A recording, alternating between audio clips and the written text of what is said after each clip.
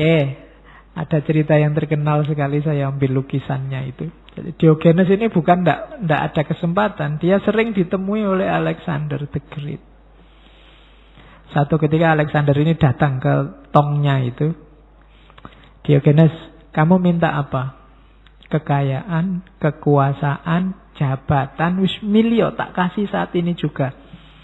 Jawabannya Diogenes apa? Stand a little less between me and the sun. Minggiro sithik, aku butuh sinar matahari.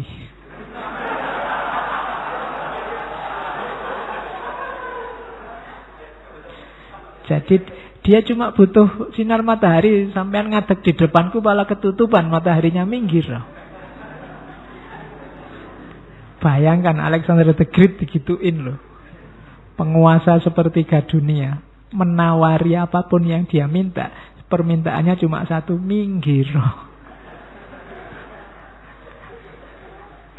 Karena kamu berdiri di depanku itu nutupi matahari.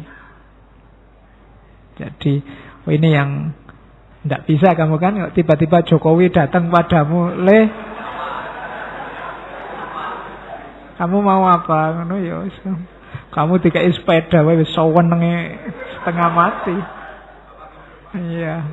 Kalau Diogenes cuma, Pak minggir Pak, jangan di depan saya. Aku butuh sinar matahari ini. Jadi, oke. Oh, kalau kamu bisa kayak gini luar biasa. Makanya dia manusia alternatif. Jarang orang kayak gini. Itu saya bawa anekdotnya itu. Satu ketika pas dia di kuburan, dia nyari-nyari tulang. Kebetulan ada Alexander. Kamu nyari apa Diogenes di kuburan? Aku nyari tulang belulangnya ayahmu. Tapi susah aku membedakannya dari tulang belulangnya para budak.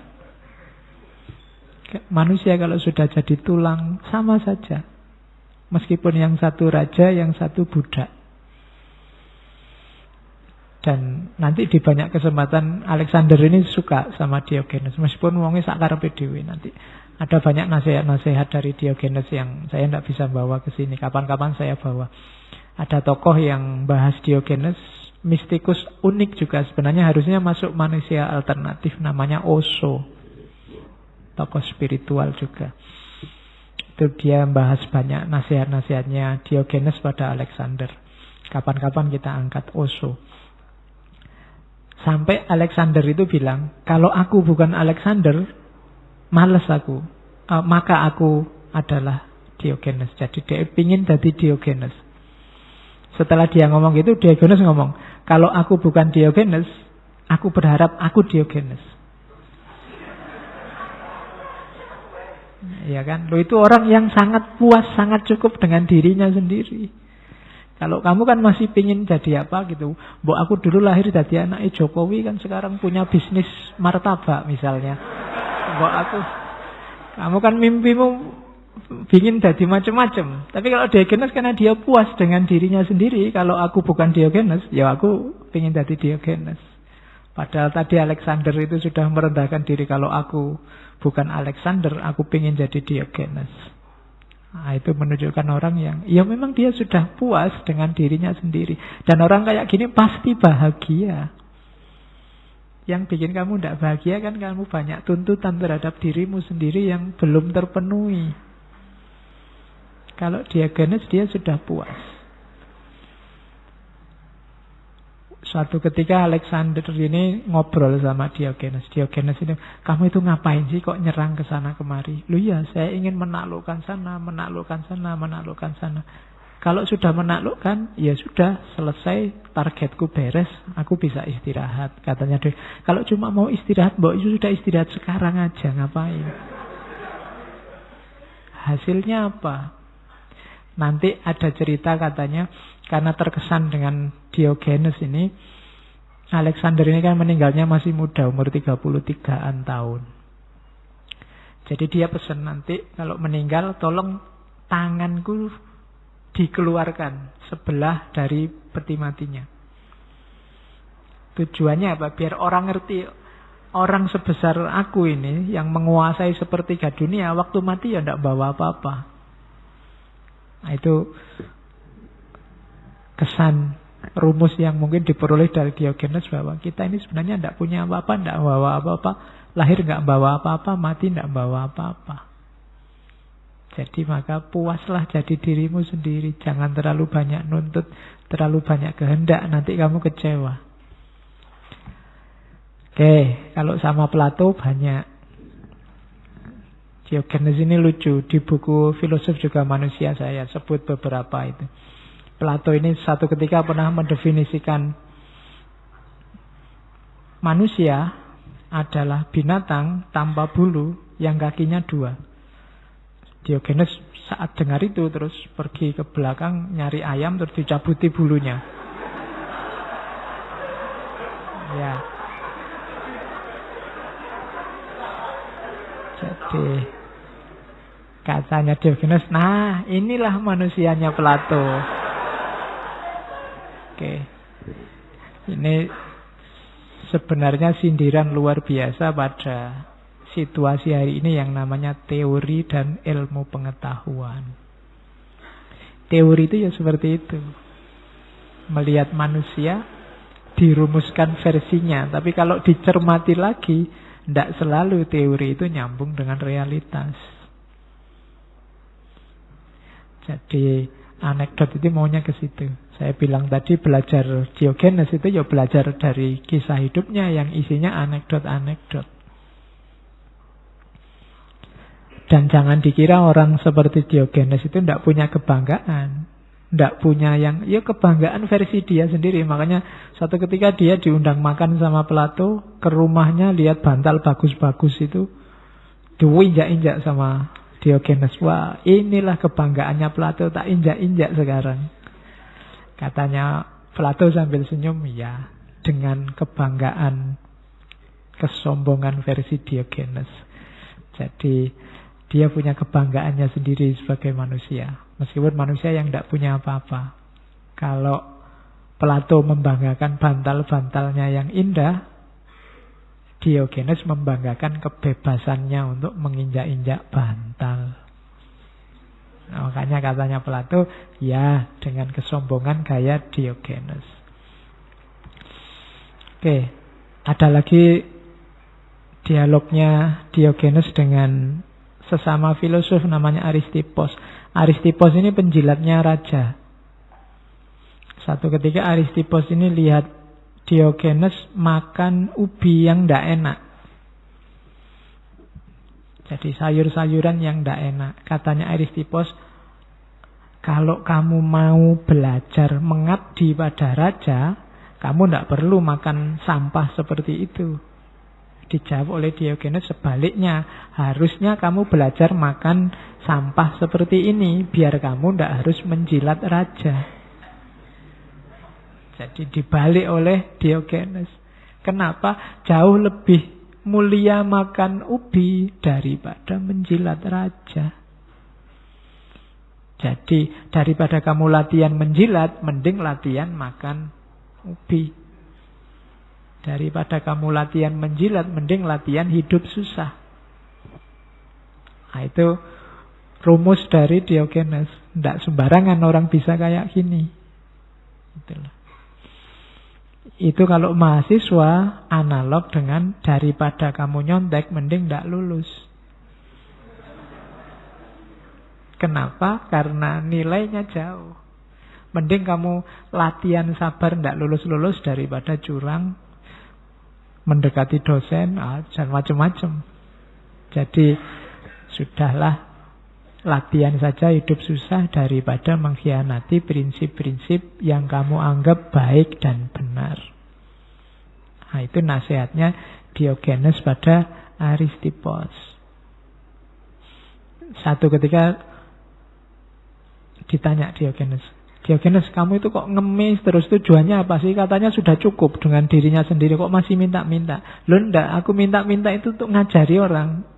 Ngajarin apa? Ngajarin orang biar murah hati. Ya. Ya. Jadi murah hati gimana? Katanya enggak, untuk ngajari orang, untuk menunjukkan gimana caranya membelanjakan uang yang baik. Jadi kalau kamu dilatih sedekah, dilatih memberi, itu kan ya ngajari. Yang butuh bukan yang kamu beri, tapi kamu yang memberi. Kalau kamu sedekah, kalau kamu membantu orang, coba kamu renungi yang benar. Itu jangan-jangan yang butuh bukan orang yang kamu bantu, tapi kamu yang bantu. Untuk kepentingan apa? Jiwamu, pertumbuhan moralmu. Diogenes nggak ada yang ngasih, nggak masalah. Dia sudah terlatih hidup sengsara. Tapi orang yang ngasih dapat pelajaran murah hati. Ini koyone lucu, memang gayanya Diogenes lucu, tapi maknanya dalam. Kamu ndak bantu Lombok, itu ndak masalah, yang bantu sudah banyak. Mungkin orang sana jauh lebih kuat daripada perkiraanmu. Tapi yang butuh itu dirimu dan jiwamu, kelembutan hatimu. Kamu butuh itu. Wong yo paling nyumbang kamu berapa, tapi yang dibutuhkan keikhlasanmu. Ndak gampang orang bisa ikhlas membantu. Nah itu, maka dari anekdot ini ada pelajaran luar biasa. Jangan-jangan kalau kita membantu orang, menolong orang, itu yang butuh bukan yang ditolong, tapi kamu yang menolong. Manfaatnya lebih besar, justru engkau yang dapat. Makanya Al-Quran mengibaratkannya, kalau kamu sedekah berapa? 100, kamu bisa dapat 700, karena manfaat yang kamu keluarkan itu jauh lebih besar daripada nanti hasilnya yang kamu peroleh. Nah itu nasihat versi Diogenes. Guyonannya punya makna dalam. Ini juga perlu diingatkan oleh Diogenes. Satu ketika Diogenes ini ceramah, isinya bagus-bagus, tapi tidak ada yang dengerin. Akhirnya dia nyopot baju, nyanyi-nyanyi, sweet-sweet, orang datang semua. Sambil bersiul-siul, orang datang semua. Begitu orang datang, Diogenes berhenti terus ngomong, kalian ini orang-orang idiot. Kalian tidak tertarik ada orang ngomong tentang kebijaksanaan, tentang hikmah, tapi kalian segera datang kalau lihat ada penampilan-penampilan yang konyol. Oh, itu anekdot ini bisa kalian pakai untuk TV dan yang sejenisnya. Itu kan kayak ceritanya orang adzan subuh tidak ada yang datang-datang. Ditunggu lama nggak ada yang datang-datang. Akhirnya nyanyi aja di masjid. Begitu nyanyi orang kampung datang semua. Itu sama kayak Diogenes ini. Kalian ini orang-orang idiot semua. Dikasih yang enak-enak, yang baik-baik, tidak datang. Kalau ada yang aneh, yang tidak jelas baik buruknya, malah semuanya ngumpul. Nah, itu kebijaksanaan dan kekonyolan. Ada lagi yang katanya Diogenes, suatu ketika dia ditanya orang, Diogenes, apa bedanya hidup dan mati? Tidak ada bedanya. Loh, kalau nggak ada bedanya, kamu kok milih hidup, ayo? Ya karena tidak ada bedanya itu.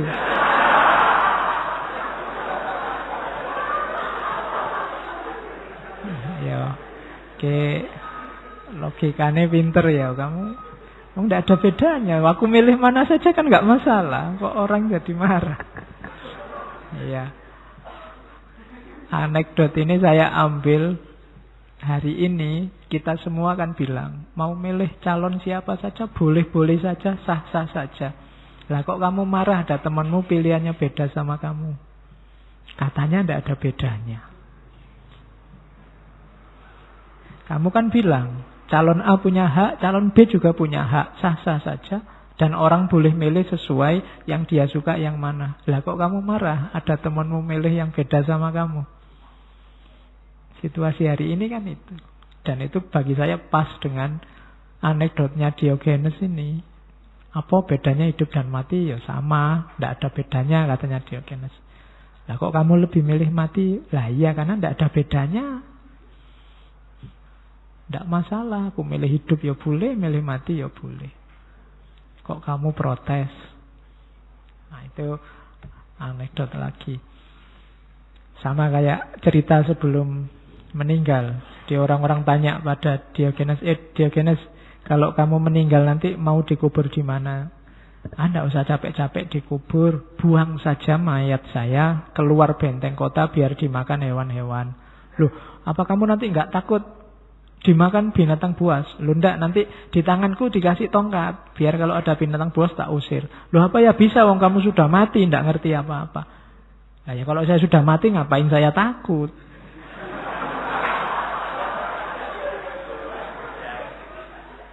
Lah sudah mati ndak sadar ya ngapain? Lah kok ditanyain apa ndak takut? Ya. Jadi gaya ngomongnya kayak gini kalau Diogenes, jadi lucu, jengkeli, tapi ada rahasianya. Ada hikmahnya. Sampai tadi di cover paling awal itu kan itu patungnya Diogenes di kota Sinop yang jejer anjing, terus di atasnya ada tongnya, berdiri di atas tongnya. Oke. Saya bawa juga peribahasa yang sumbernya Diogenes. Beberapa sering kita pakai tapi kita tidak tahu sumbernya dari mana, ternyata dari Diogenes. Yang pertama, manusia adalah binatang paling cerdas tapi sekaligus paling tolol. Itu kalau bahasanya Al-Quran mungkin manusia itu ahsanu takwim tapi kadang-kadang juga asfala safilin. Jadi yang paling konyol di alam semesta ini manusia. Meskipun manusia juga sebenarnya yang paling cerdas. Nah itu sindirannya Diogenes. Yang kedua, kita punya 2 telinga dan 1 mulut. Sehingga kita bisa mendengar lebih banyak dan bicara lebih sedikit harusnya. Kalau ini sering dipakai orang ya. Karena telinga 2, mulut 1, harusnya kita ngomong dan mendengarkan itu lebih banyak mendengarkan. Kecuali pas ngaji ini. Kalau pakai rumus ini, saya harus lebih banyak mendengarkan. Saya tidak jadi ngomong, akhirnya ngajinya tidak jadi.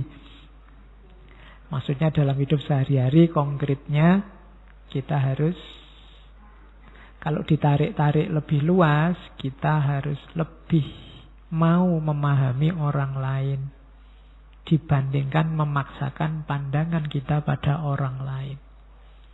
Sumbernya ketentraman itu ada di mendengarkan. Kesediaan kita untuk memahami orang lain bukan dalam kekuatan kita, kemauan kita untuk meyakinkan orang lain tentang kebenaran kita. Itu nama lainnya itu.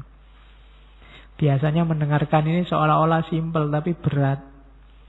Kalau ada temanmu curhat baru ngomong berapa kata aja kan kamu kesusu, selak pingin menasehati, selak pingin ngasih fatwa. Padahal mungkin dia cuma ingin didengarkan. Tidak butuh banyak nasihat. Kalau sekedar nasihat mungkin dia sudah ngerti lah. Hanya saja kita biasanya gatel, ingin segera ngasih nasihat. Yang ketiga ini bagus. Tidak ada orang yang dapat tersakiti kecuali oleh dirinya sendiri. Kalau engkau nggak mengizinkan, kamu tidak akan sakit hati oleh apapun. Yang membuat sakit itu dirimu sendiri. Pak, dia maki-maki saya. Iya, tapi kalau kamu tidak mengizinkan dirimu tersakiti oleh kata-kata makian itu, ya kamu tidak sakit. Saya diputus ya Pak, tidak ada alasan apa-apa, tiba-tiba aku ditinggal misalnya. Kan patah hati. Iya, tapi kalau kamu tidak mengizinkan dirimu patah hati, ya kamu tidak patah. Wong ditinggal itu kan ya alternatifnya banyak. Kamu merasa patah, nangis karena kamu merasa bahwa dia satu-satunya, dia mendalam, masa depanmu gimana, bisa begitu. Tapi kalau kamu membacanya, alhamdulillah dia pergi, aku bisa cari lagi, dan seterusnya, kan enggak jadi nangis. Tinggal caramu membaca. Ada orang tadi di lampu merah, lampu masih merah, baru hijau sudah ngebel, tin. Itu kan bikin kamu marah. Kenapa kamu marah? Karena kamu membaca dia sedang nyusu-nyusu dirimu. Coba kamu membacanya jangan nyusu-nyusu. Wah, dia sayang sekali padaku, baru hijau aja diingetin aku. Loh, kalau kamu membacanya gitu kan kamu nggak jadi marah. Jadi yang bisa membuatmu terluka hanya dirimu sendiri, bukan orang lain. Maka kalau nggak mau terluka, ya jangan izinkan dirimu terluka. Simple. Kalau pakai rumusnya Diogenes, sesimpel itu. Jangan bikin ruwet. Atau ya Pak, kan manusiawi Pak, sekali-sekali terluka. Iya sih manusiawi. Ya kasih durasi waktu aja. Wahai diriku, ku izinkan kamu mangkel, marah, kecewa, cuma waktunya sehari aja ya. Besok sudah ndak apa-apa. Dan itu pasti bisa. Patah hati, nangis-nangis bolehlah, tapi 2 hari aja, setelah itu ganti. Kan bisa. Kalau kamu mau. Cuma kadang-kadang kita ini kan suka berlarut-larut. Kalau sudah suka berlarut-larut. Kalau sudah benci berlarut-larut. Senang berlarut-larut, sakit diinget-inget terus. Nah, padahal katanya Diogenes enggak. Yang bisa menyakitimu hanya dirimu sendiri, bukan orang lain. Terus, ini ada rumus unik. Biasanya kan orang kalau ingin benar, ingin lurus, belajar. Atau baca buku, atau ikuti orang baik. Katanya Diogenes enggak. Kalau engkau ingin selalu dalam kebaikan, pilih salah satu, punya sahabat yang baik atau punya musuh yang dalam. Pokoknya musuh yang serius. Kalau kamu punya sahabat yang baik, kamu akan diingatkan, kamu akan ditunjukkan jalan yang lurus. Atau kalau nggak punya sahabat, cari musuh. Musuh yang paling keras. Nah, dari musuh ini kamu akan tahu kelemahan-kelemahanmu. Maka kamu bisa memperbaiki diri. Yang susah itu kalau sahabat tidak punya, musuh tidak punya. Ya. Jadi rumusnya unik. Kalau kamu ingin selalu dalam kebenaran, lakukan, cari musuh yang baik atau sahabat yang baik. Yang kelima ini tidak enak. Filosof dan anjing, dua-duanya sama. Melakukan yang terbaik, tapi imbalannya paling sedikit. Filosof itu menyumbangkan banyak pikiran besar, gagasan-gagasan luar biasa pada dunia. Tapi imbalannya tidak terlalu besar. Sama kayak anjing. Anjing itu setianya luar biasa, sama tuannya, bantuannya banyak, ya. Balasannya juga tidak besar. Maka katanya Sokrates, filosof dan anjing melakukan yang terbaik dan mendapatkan balasan yang paling sedikit. Kalimat terakhir itu bagus. Bukannya aku gila, hanya saja isi kepalaku berbeda dengan isi kepalamu. Jadi kalau itu tadi kan dia mikir aneh-aneh. Terus wah ini dasar orang gila, Diogenes itu enggak. Aku itu enggak gila, cuma isi kepala kita berbeda. Kalau kamu punya rumus ini, kamu tidak akan mudah kecewa dengan orang yang beda pandangan, beda perspektif, mungkin beda keyakinan dengan dirimu. Dasar orang sesat, enggak. Dia enggak sesat, cuma isi kepalanya berbeda. Jadi, biar kamu enggak gampang nuduh orang lain. Yo, kenapa kok dia isi kepalanya begitu? Sejarahnya yang membentuk beda dengan sejarah terbentuknya isi kepala kita. Kita jadi semacam ini, itu sesuai sejarah kita. Dia jadi semacam itu sesuai sejarahnya. Maka bukannya aku gila, hanya saja isi kepalaku beda dengan isi kepalamu. Oke, terakhir saya bawa sedikit bedanya sinisisme dulu dan sinisisme sekarang. Jadi hari ini kan banyak orang-orang sinis. Kalau diajak ngomong menyakitkan. Cuma kualitasnya jauh antara sinis dulu dan sinis sekarang. Itu saya ambil dari tulisannya John Christian Lawson. Cynicism then and now. Kalau sinisisme dulu kayak Diogenes tadi. Hidup sederhana, asketis, mengganggu kemapanan tapi kritis. Itu dulu. Kalau sekarang kebanyakan sinisisme itu immoral, egois, dan hipokrit. Immoral itu ya tujuannya hanya menyakiti orang lain, hasilnya hanya rasa sakit.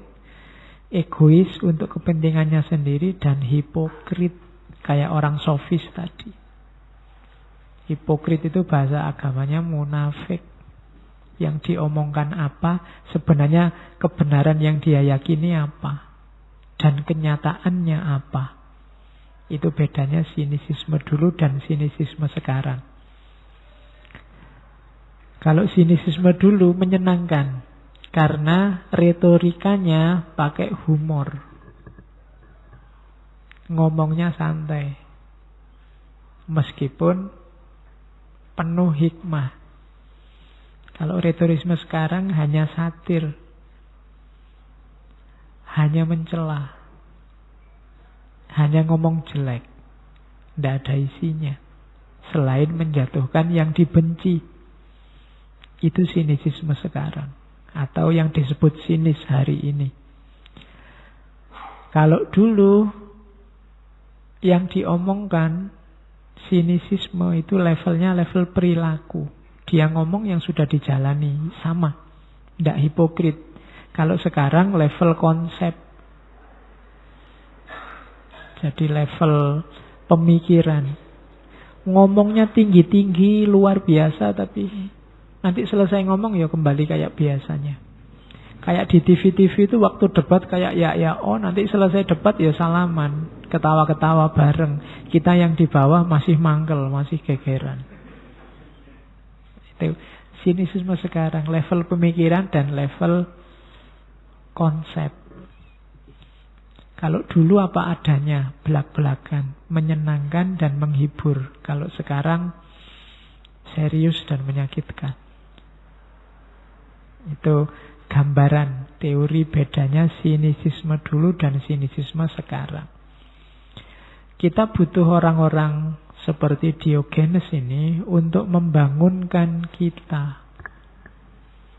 Karena dalam hidup kita selalu sering tenggelam oleh kerumunan, oleh logika umum, benar salahnya orang banyak.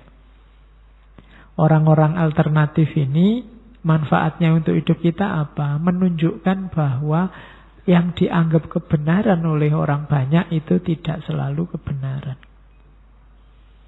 Itu gunanya kita punya Diogenes. Saya tidak tahu di Indonesia ada atau enggak orang-orang semacam ini.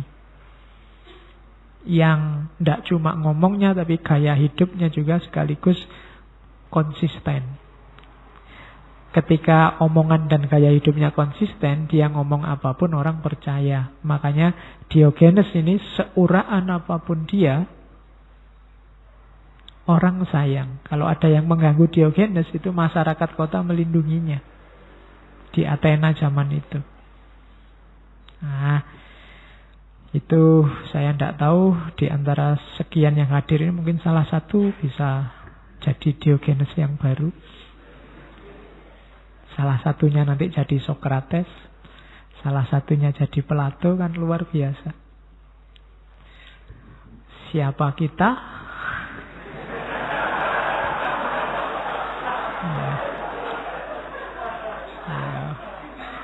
Kalau jawabannya Diogenes, warga dunia. Kita ini kosmopolit. Oke, saya kira itu Diogenes. Minggu depan kita ketemu tokoh yang mirip, cuma dari dunia Islam. Dengan gayanya mirip-mirip Diogenes. Namanya Nasruddin Hoja. Hoja ini gelar. Selama ini kita ketemu versi dagelannya saja. Minggu depan kita lihat hikmah apa dari anekdot-anekdot seorang Nasruddin. Oke, saya akhiri sekian. Kurang lebihnya mohon maaf. Wallahul muwafiq, wallahu a'lam bissawab. Wassalamualaikum warahmatullahi wabarakatuh.